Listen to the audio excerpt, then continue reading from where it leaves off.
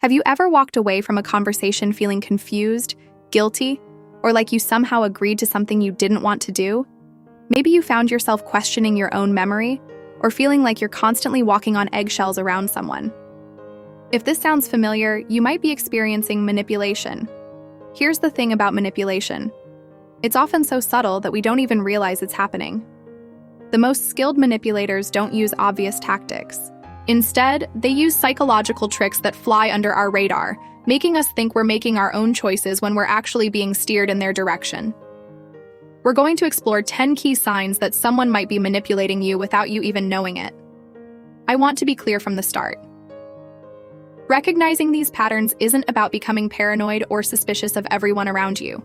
It's about developing healthy awareness so you can protect your emotional well-being and maintain genuine, respectful relationships. Sign number 1.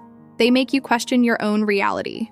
This is probably one of the most damaging forms of manipulation, and it has a name: gaslighting. When someone consistently makes you doubt your own perceptions, memories, or feelings, they're essentially trying to become the authority on what's real in your relationship. Here's how it typically plays out. Let's say your friend promised to meet you for lunch at 2 p.m., but they show up at 3:30. When you mention that you've been waiting, they might say something like, "No, I clearly said 3:30. You must have misheard me. You never listen properly anyway." At first you might think, maybe I did mishear them. But when this happens repeatedly, when your memory is constantly being challenged and your version of events is always wrong, that's a red flag. Manipulators do this because once you start doubting your own reality, you become more dependent on their version of events. It's like they're slowly eroding your confidence in your own mind, which makes you easier to control. If you find yourself constantly second-guessing your memory or feeling like you can't trust your own perceptions, pay attention to that feeling. Your reality is valid, and healthy relationships should never make you feel like you're going crazy. Sign number 2. Guilt is their go-to weapon. We all feel guilty sometimes. It's a normal human emotion. But manipulative people weaponize guilt, using it as a tool to get what they want.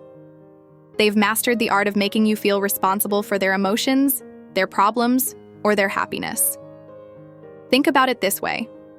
Imagine you tell a friend you can't help them move this weekend because you already have plans. A healthy friend might say, "No worries, I'll ask someone else." But a manipulative friend might respond with, "I guess I'll just have to do it all by myself. I thought I could count on you, but apparently not. I don't know who else to ask." Suddenly, you're not just declining to help with a move. You're abandoning a friend in their time of need. They've shifted the focus from your legitimate boundary to their emotional distress, making you feel guilty for having your own life and priorities. Manipulators are skilled at phrases like, "After everything I've done for you, you're being selfish," or "I can't believe you do this to me." They know exactly which emotional buttons to push to make you feel bad about your choices. Healthy relationships involve mutual respect for boundaries. If someone consistently makes you feel guilty for having needs, opinions, or limitations, that's manipulation, not love or friendship. Sign number 3. They're masters of the silent treatment.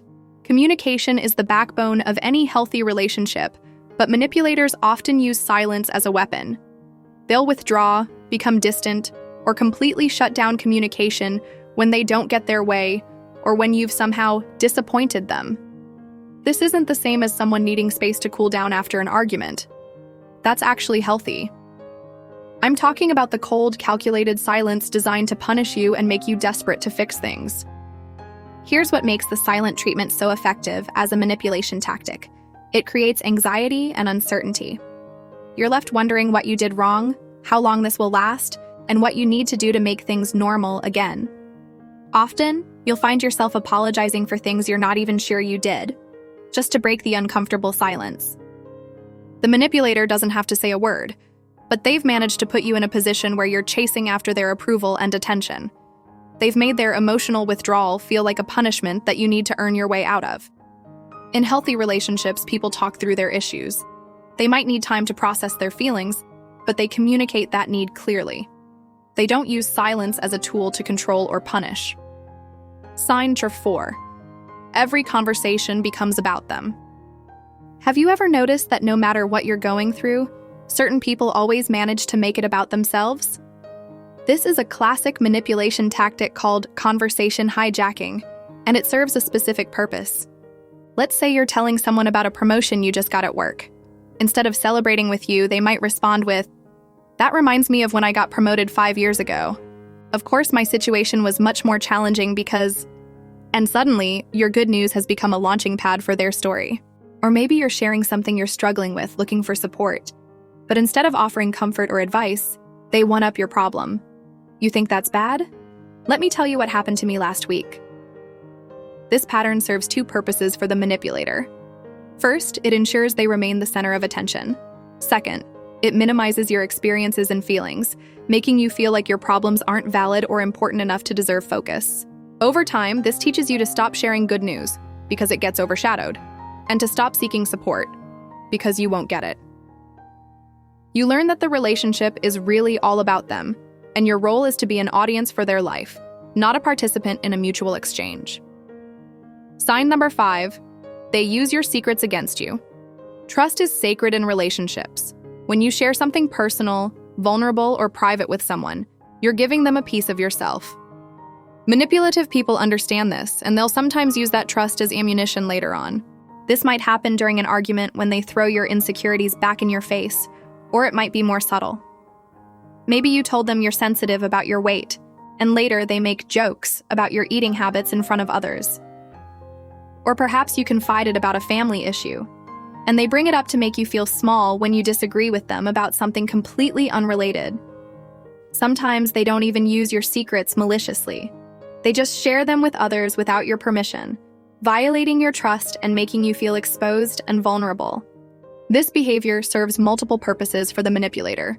It shows you that nothing you say is truly safe, which makes you more careful about asserting yourself. It also gives them power over you, because they know things that could embarrass or hurt you if shared with the wrong people. In healthy relationships, your secrets are safe. People who care about you protect your vulnerabilities, they don't exploit them. Sign number 6, they're experts at moving goalposts. Have you ever felt like no matter what you do, it's never quite enough? That's because manipulative people are masters at moving the goalposts. Just when you think you've met their expectations or resolved an issue, they change the rules. Here's how this might look in a workplace situation. Your boss asks you to complete a project by Friday.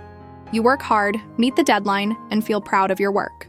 But when you submit it, they say, "Well, I assumed you knew I wanted it in a different format. And really, Thursday would have been better. Plus, you should have checked with the other department first." Suddenly, meeting the original requirements isn't enough. There were all these unspoken expectations that you somehow should have known about. This happens in personal relationships too. Maybe your partner says they want you to be more social, so you make an effort to go out more.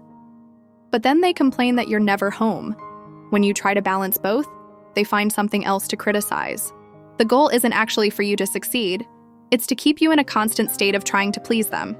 By continually moving the target, they ensure you never feel secure or confident in the relationship. You're always falling short, always needing to do more, always seeking their approval. Sign number 7, they play the victim card. Masterfully. We all face challenges and disappointments in life, and it's natural to seek support from people we care about. But manipulative people take this to an extreme, positioning themselves as perpetual victims who can do no wrong. When confronted about their behavior, they flip the script. Instead of taking responsibility, they make you feel like you're attacking them.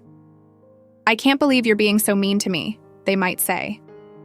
"I'm going through such a hard time right now, and instead of supporting me, you're making me feel worse." They're experts at bringing up past hardships, current stresses, or their general life circumstances to deflect from the issue at hand. It doesn't matter if you're bringing up a legitimate concern about how they treated you. Suddenly, you're the bad guy for kicking them while they're down.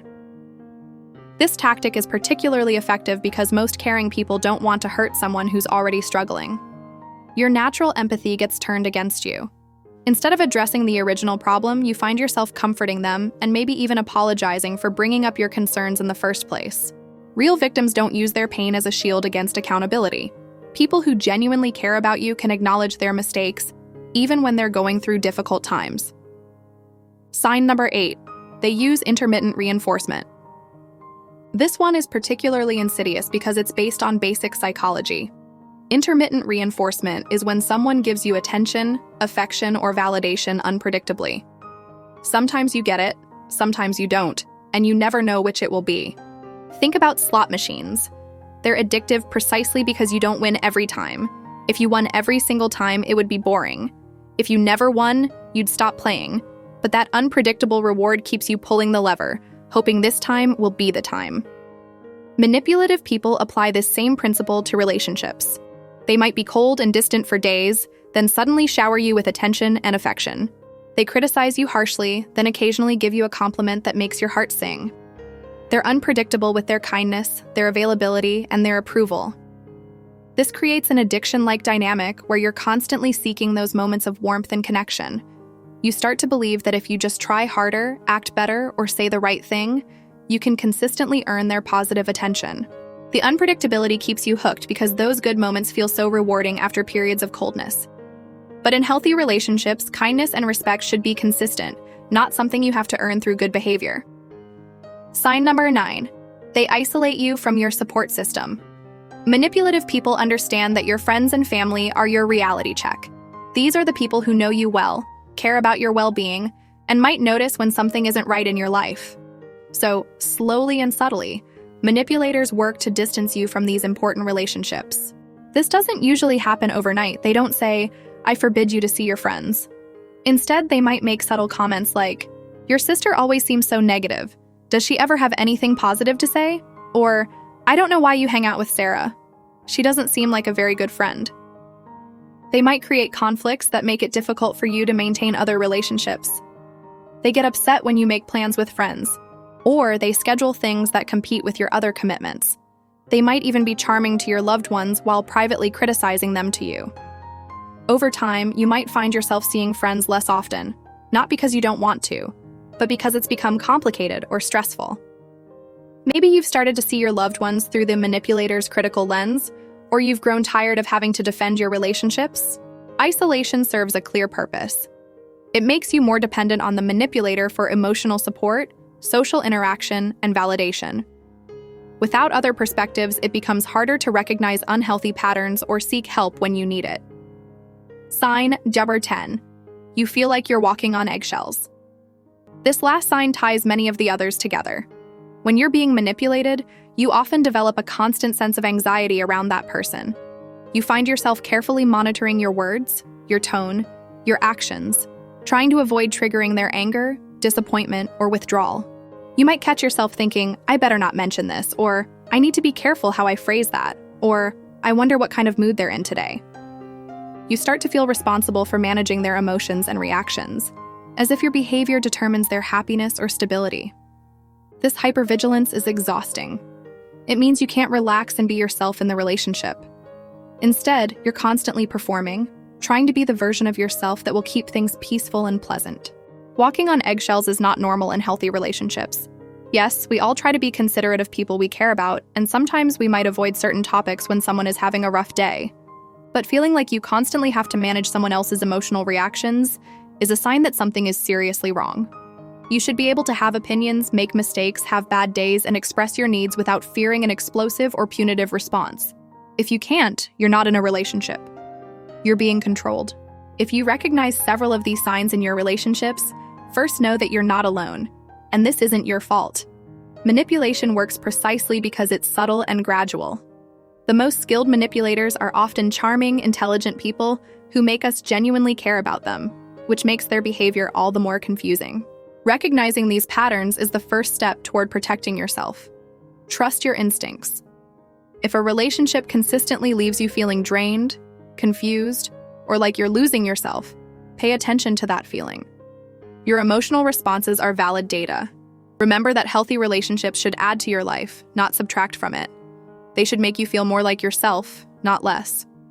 Good people in your life will respect your boundaries, celebrate your successes, support you through challenges, and take responsibility for their own actions and emotions. If you're dealing with manipulation, consider reaching out to trusted friends, family members, or a counselor who can provide perspective and support. Sometimes we need outside voices to help us see situations clearly. What signs resonated most with you? Have you experienced any of these patterns in your own relationships? I'd love to hear your thoughts and experiences in the comments below. Sharing our stories helps all of us recognize these patterns more clearly. And if this video was helpful, consider subscribing for more content about building healthier relationships and protecting your emotional well-being. Remember, you deserve relationships that are built on mutual respect, genuine care, and healthy communication.